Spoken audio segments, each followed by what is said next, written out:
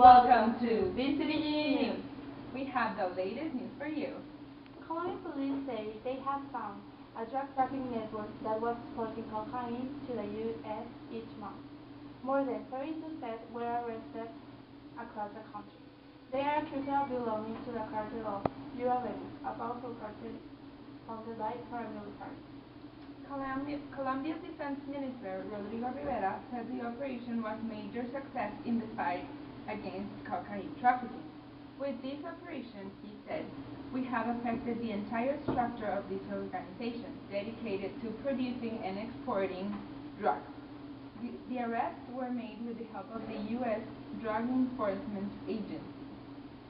The Urabenos are one of the most dangerous cartels that emerged in Colombia. It is led by two brothers who took over following the arrest last year of the drug lord Daniel Herrera, also known as Don Mario, based in the region of Urabá, from where the cartel takes its name. The Urabenos have embarked on a national expansion with the aim of becoming the biggest drug cartel in Colombia. They now dominate trafficking routes along Colombia's Caribbean coast, and this latest network was seeking to overtake the routes in the Eastern Plains and Venezuela. Thank you. See you in a while. Enjoy. Say hello to the Gerber generation. They have some big news to share.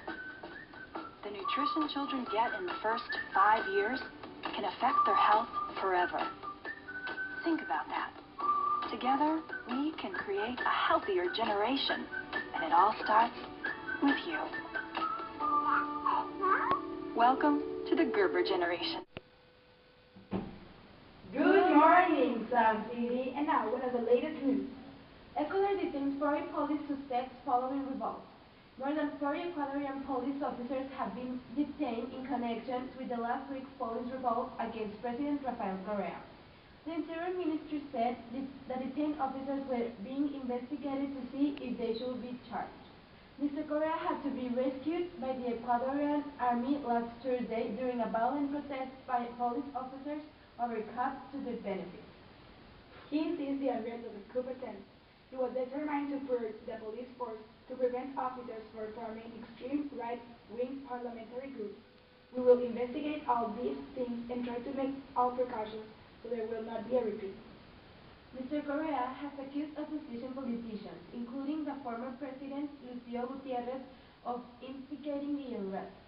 But Mr. Gutiérrez has denied involvement, calling the accusations cowardly and false. Speaking in Brazil, where he arrived on Wednesday, he promised to defeat Mr. Correa by democratic means. Lawyers from the detained police officers have expressed concern that they might not get a fair trial. A state of emergency is enforced until Friday, and troops are patrolling the streets of the capital of Quito. Last week, violent unrest was the worst challenge for Mr. Correa has faced since he took office in 2007. The president had tear gas fired at him and then was trapped inside a hospital, surrounded by protesting officers for more than 12 hours before he was rescued by the army. Several people died in gun battles between troops and police.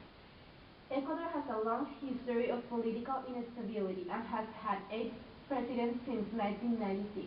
Thank you very much. See you next week. Sun City. Hey yo, Sean, you Mr. Kingston. Da dee da dee da dee da. I'm feeling like